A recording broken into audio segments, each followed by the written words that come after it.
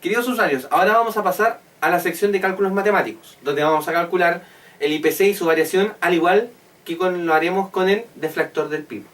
En primer lugar, hay que asumir algunas cosas sumamente importantes.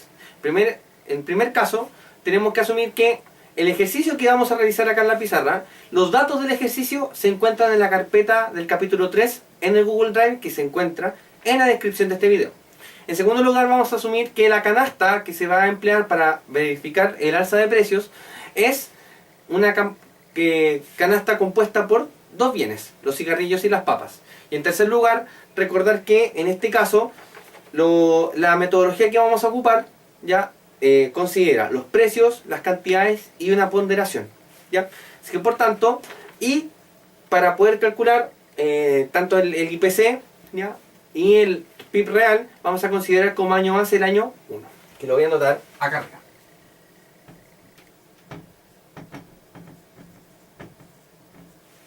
Perfecto.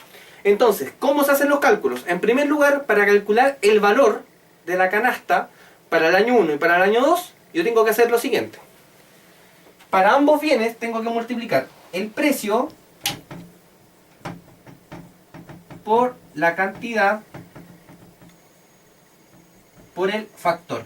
En este caso el factor se entiende que es la ponderación, que es la importancia que tiene este bien para la canasta representativa de los ciudadanos que se ocupa para calcular el IPC.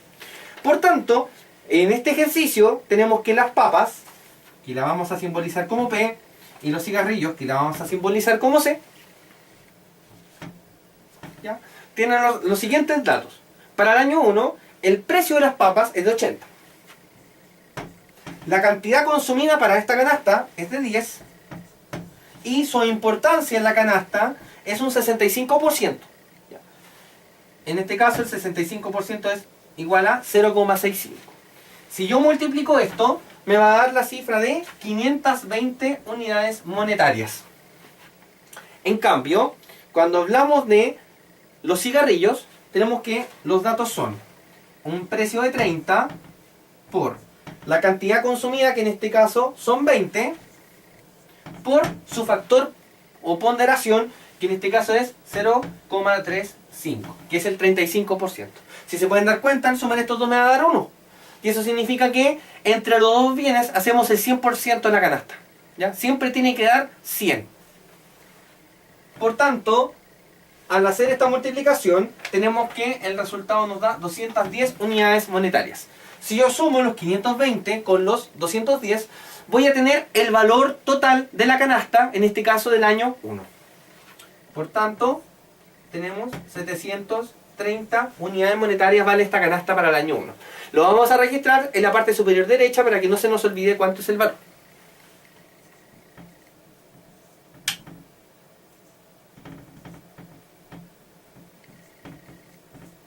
Ahora, ¿cuánto vale esta misma canasta, pero para el año 2?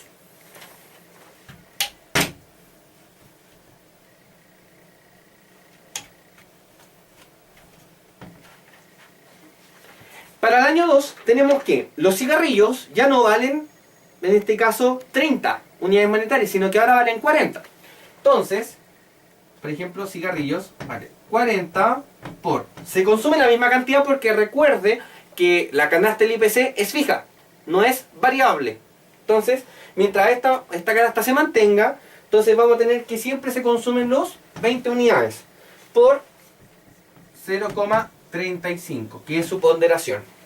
Y eso es igual a 280 unidades monetarias. Ahora, para el caso de las papas, tenemos que ya no valen 80 como en el año anterior, sino que ahora valen 90. Entonces, multiplicamos los 90 por la cantidad consumida, que son 10, por su ponderador, que son el 65% o 0,65. Y eso es igual a la suma de 585 unidades monetarias. Que si usted lo suma para ver el valor total de esta canasta, nos da una cifra de 865 unidades monetarias. Y esa cifra la ponemos acá arriba. Ya. Entonces, ¿cómo calculamos el IPC? Recuerde que el IPC, ¿ya?, es la división entre el valor de la canasta actual partido el valor de la canasta en el año base. Al igual que el PIB real y el PIB nominal, cuando hablamos del año base, ¿ya? Por ejemplo, si queremos calcular el IPC del año 1, tenemos el valor real, el valor actual de la canasta en ese año versus, ¿cierto?, que es la parte de acá abajo, que es cuánto es lo que valía o lo que vale esa canasta en el año base. Como se pueden dar cuenta, el valor de la canasta en el año 1 son 730. Y el valor de la canasta del año base, o sea, del año 1, también son 730. Entonces, siempre en el año base, el IPC es igual a 1. ¿Ya?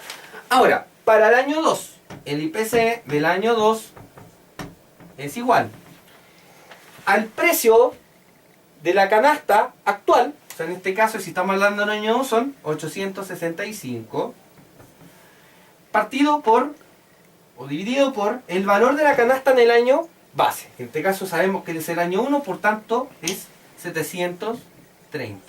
Y eso nos da un valor de 1,1849. ¿Ya? Entonces, si les piden el IPC del año 2, este es el resultado. ¿Ya? Ahora, ¿cómo calcular cuánto ha variado el IPC desde el año 1 al año 2? Entonces, esto simplemente hacer con una tasa de crecimiento.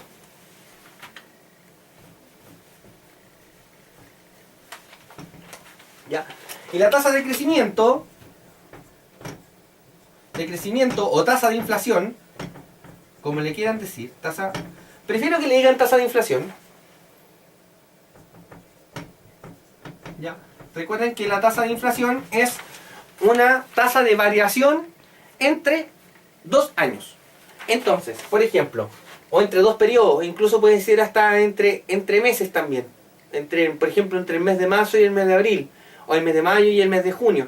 Hay algunas metodologías que, bueno, escapan un poco de lo que se quiere realizar en este video, pero para que se hagan cuenta, la tasa de crecimiento, la tasa de inflación, lo que mide es la variación de los IPC entre distintos periodos.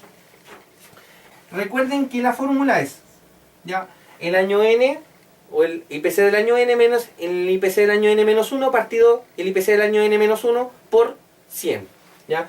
Entonces, tenemos que el IPC del año n es 1,1849 menos 1, que es el IPC del año anterior. ¿Ya? Ahora,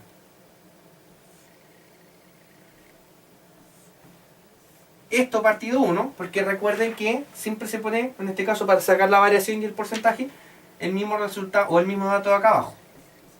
Y esto por 100. Entonces, esto me va a dar 0,1849 partido en 1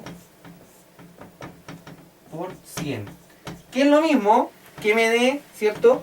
Esto sería igual a 0,1849 por 100 me da 18,49%. ¿Ya? Por tanto, podemos observar que entre el año 1 y el año 2 el IPC ha crecido un 18,49%. Ahora, para sacar el deflactor del PIB, ¿ya? Voy a borrar estos datos porque ya no nos sirven. Para sacar el deflactor del PIB, lo único que tenemos que hacer, ¿ya?, es llevar a cabo el cálculo similar a los que hicimos en el primer video, que fue donde les enseñé cómo calcular el PIB, tanto real como nominal, pero solamente con los datos que tenemos acá. ¿Ya? Entonces, por ejemplo, en este caso, para el año 1, el PIB nominal sería igual. Recuerden que el PIB es calcular precio por cantidad. Ya aquí no entra la ponderación. Y esa es la distinción respecto a lo que sucede con el IPC. Entonces, en este caso sería 80 por 10 más 30 por 20. Aquí tenemos precio, cantidad, precio, cantidad. Entonces, en este caso tendríamos 800 más 600 nos da una cifra igual a 1400. Entonces tenemos que el PIB nominal es igual a 1400. Y esta es la siguiente regla. Recuerden que el PIB nominal y el PIB real en el año base, si estamos calculando el año 1, estamos de acuerdo aquí, coincide con el año base. Por tanto, siempre el PIB real y el PIB nominal son iguales. Por tanto, tenemos que en el año 1, PIB nominal es igual al PIB real, y eso es igual a 1400. Voy a borrar lo otro para que sea un poco más claro. ¿Ya? Ahora, vamos al año 2. ¿Ya?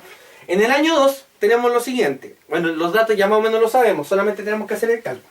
Entonces, el PIB nominal es igual a 90 por 10 más 40 por 20.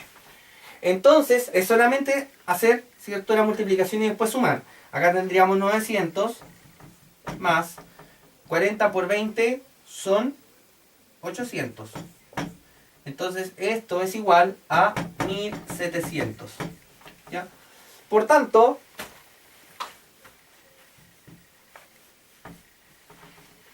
el PIB nominal es igual a 1700. Ahora, para calcular el PIB real, recuerden que nuestro año base es el año 1. Por tanto, tengo los precios, que serían 80, en el caso del año base, 80 de las papas por la cantidad, más, en este caso, el precio de los cigarrillos, que son 30 por los 20.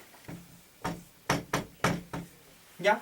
Por tanto, acá tenemos que son 800 más 600, que son exactamente lo mismo. Y esto lo puedo explicar de la siguiente forma.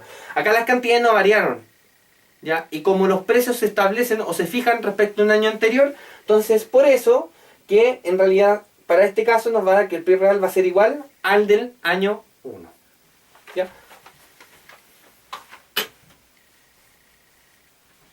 Entonces tenemos que el PIB real es igual a 1400. ¿Ya? Entonces, ¿cómo se calcula en este caso el deflactor? El deflactor es simplemente, lo voy a abreviar con una D para que sea un poco más fácil. El deflactor es igual al PIB nominal partido del PIB real. Y como se pueden dar cuenta, en el primer año, como ambos son iguales, siempre el deflactor en el año base es igual a 1. Ahora, en el año 2 vamos a tener una variación porque, como pueden ver, tenemos una diferencia. Entonces, el deflactor, aquí le voy a poner año 1 para que no se confundan. El deflactor del año 2 es igual a 1700 partido 1400. Entonces, eso nos va a dar una cifra de 1.21. ¿Ya? Y aquí está, digamos, lo más importante del ejercicio, porque acá ya tenemos el nuevo índice. ¿Ya? Tenemos por el lado del deflactor. Y ahora queremos ver cuánto nos daría la variación de la inflación por medio del deflactor. Y eso se hace a través de la tasa de variación entre los resultados del deflactor del año 2 y del año 1. Para eso vamos a hacer lo siguiente.